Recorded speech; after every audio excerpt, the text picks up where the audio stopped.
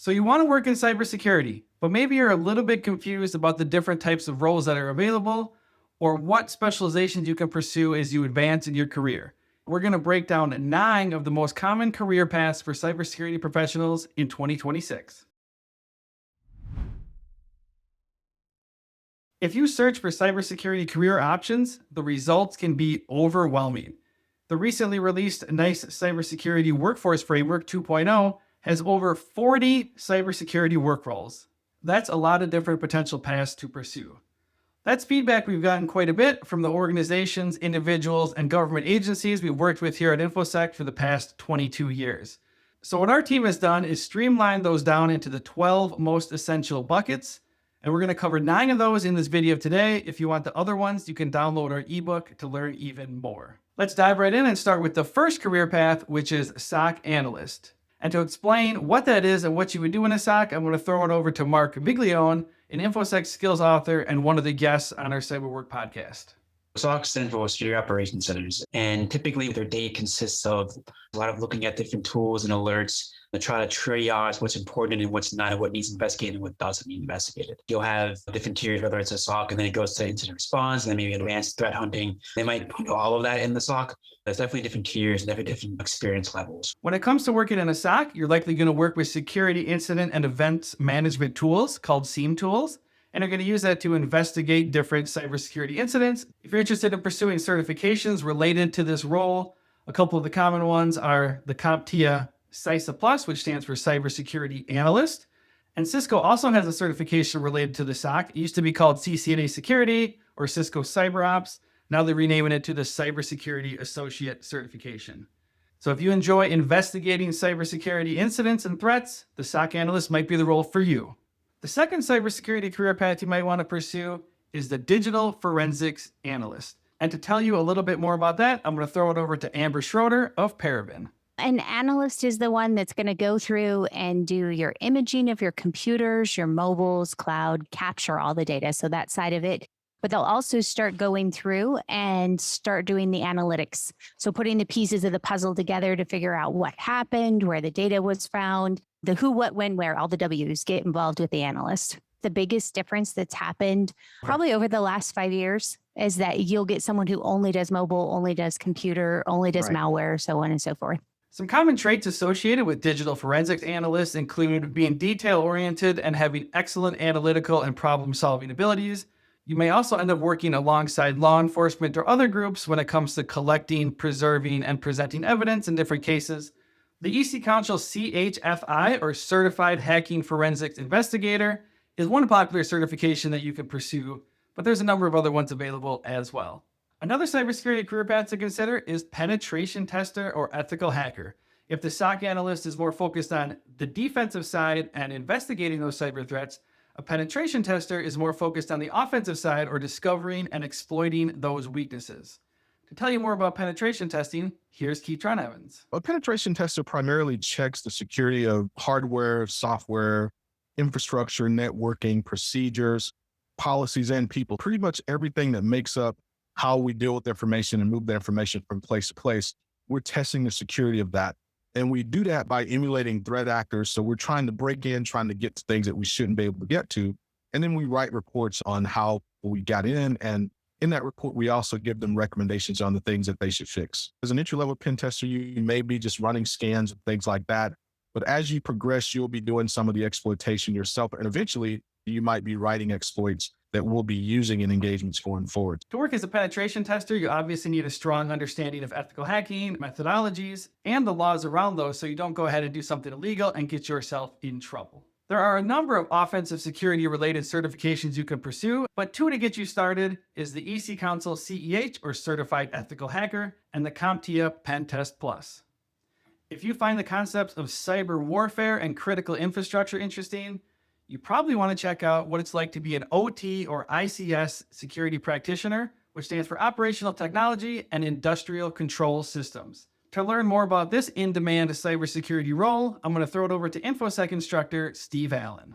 If you look at industrial control systems, they're like 95% of all the computers we have out there. They're the things that control the nuclear power plants and our power grid and our water supply systems and our pipelines and our sewer systems, everything. One of the big things that these nation states want to do to each other, and if they ever get in a war, is to try to take down things like the power grid. So really what you're going to do on a day-to-day task is make sure that is secure, make sure that there's no basically bad guys getting in. When it comes to working in operational technology, there are a lot of factors to consider, but number one is usually public safety. Whatever you're doing on the cybersecurity side, you want to make sure that you're not going to impact or harm anyone when it comes to water treatment plants, nuclear reactors, and things like that. For those interested in this career path, it's important to understand the frameworks around industrial control systems, SCADA systems, Internet of Things, and how a lot of these technologies have been added on and bolted onto these legacy systems. A security engineer designs, implements, and maintains the security measures of an organization. Obviously, that's a very broad definition, right? To tell you more about what a security engineer does, here is Infosec Skills author Mike Meyers. Security engineer is a funny term. It's more of a term that you see in a more mature organization. The security engineer is going to be the person going, what are the security issues with our upgrade to this new operating system? The security engineer, he's not going to be doing the penetration testing normally, but he's going to be administering it. He's going to be refereeing it. He's going to be dissecting the results of that stuff. The security engineer is going to define, okay, we're going to hire an intrusion prevention service. They're going to start putting agents in our network and that type of stuff. Where do they go and why? What are we looking for? This is always the biggest question you get in security. What are we looking for to know badness is happening? The actual day-to-day duties of a security engineer can vary quite a bit depending on the actual organization. But the important thing for security engineers is that they really enjoy working with the tools and technologies that drive cybersecurity at organizations. If you're interested in pursuing security engineering related certifications, CompTIA's most advanced certification, the Security X, covers security engineering. And then a lot of folks who earn their CISSP will then go on to earn their ISSEP, which really drives into some of the security engineering concepts in particular. All right, let's talk risk and what it's like to be an information risk analyst. This is a whole category of different job roles that a lot of people overlook when it comes to cybersecurity. To learn more about it, here is Infosec Skills author Chris Stevens. You're there to help the organization understand risk so they can make informed decisions on whether they accept that risk, avoid it, transfer it, or mitigate the risk. So you have to have the ability to talk up and also talk horizontally. Because remember, as a risk manager, you don't own anything. It's the business owner, the mission owner, the system owner that owns the information systems that process that data, that store that data. You're there to help them be successful. And to do that, you have to convey that message in terms they understand. Lots of times equated in dollars and cents. If you enjoy analyzing risk and helping key stakeholders tie those risks to business outcomes, this could be a great role for you. There's a number of certifications that are a great fit here, but I encourage you to check out ISACA. They have the CISA certification, which is for systems auditing. They also have the CRISC certification, which is more risk focused. They have the CGEIT certification, which is more enterprise governance focused. So a lot of options to pursue there within the risk landscape. One incredibly important topic we haven't discussed yet is cloud. So the next role is cloud security engineer. Now, we already mentioned security engineer, but we really wanted to have cloud security engineer as its own category because of the importance and the demand for these cloud skills. Over the past few years, cloud has remained one of, if not the top requested skills for the organizations that we work with. And to learn more about this role, I'm going to throw it to Infosec Skills author Joe South. I like to break it up into 3 different roles, right? We have a junior level cloud security engineer, which is definitely not a junior role in security overall. And then we have a senior cloud security engineer, and then we have a lead cloud security engineer. And the more junior level role is going to be responding to different alerts across the different tools that we have set up. The senior cloud security engineer is the one that's typically building out those tools and tuning them and designing them really from the ground up and deploying them. And the lead is identifying gaps in the environment, identifying viable solutions to fill those gaps, and really driving the direction of the cloud security team as a whole. When it comes to actually learning cloud skills, there's a lot of options.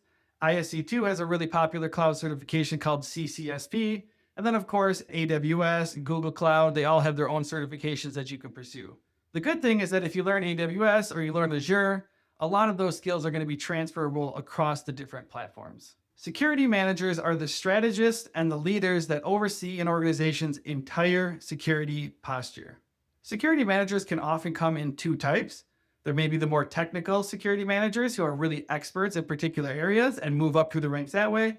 Then there may also be security managers with less technical expertise, but maybe are more focused on people and processes and getting the most out of their technical teams. To learn more about security managers, I'm going to throw it to Infosec Skills author Cicero Chimbanda. As a manager, you need to make sure your security is aligned with the strategy, whatever business. But also, believe it or not, relationship building is a big component of a security manager. You need to make sure you're getting feedback from your stakeholders, the back office, legal, HR, the front office, people who are in sales or doing the actual work, making money for the company. But at the same time, obviously, you need to make sure you're planning your security programs, right? As a manager, you're overseeing if there's projects with pen testing, if there's vulnerability assessments, if there's user awareness training. You want to make sure you're having visibility of the programs that you're running and making sure you're holding people accountable. If you're interested in getting into security management, two of the most popular certifications are the ISAC CISM, which is their security management cert, and the ISC2 CISSP, which is one of the most popular certifications out there in job listings, particularly for security managers.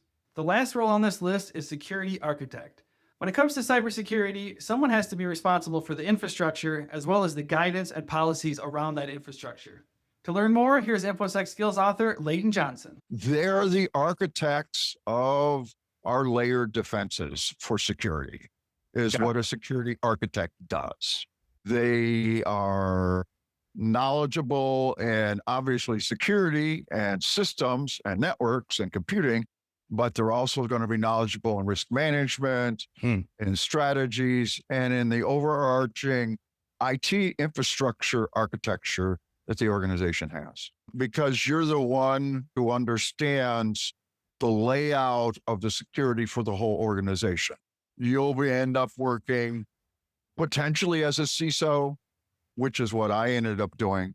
But I've certainly seen security architects as the technical lead for the CISO, because of course CISOs have to worry about budgets and the other things. We save security architect for last because it's typically considered the most advanced technical role that you can get in cybersecurity. Two popular certifications are the Security X from CompTIA, which covers advanced security engineering and security architecture skills, as well as the ISSAP, which is a security architecture-focused certification from ISC2 that many people pursue after earning their CISSP. Those are 9 of the most popular cybersecurity career paths that we organize our training around here at Infosec Institute. There are a few other roles we didn't cover today, like cybersecurity beginner, privacy manager, secure coder. If you want to check those out, download our free ebook, which is linked in the description.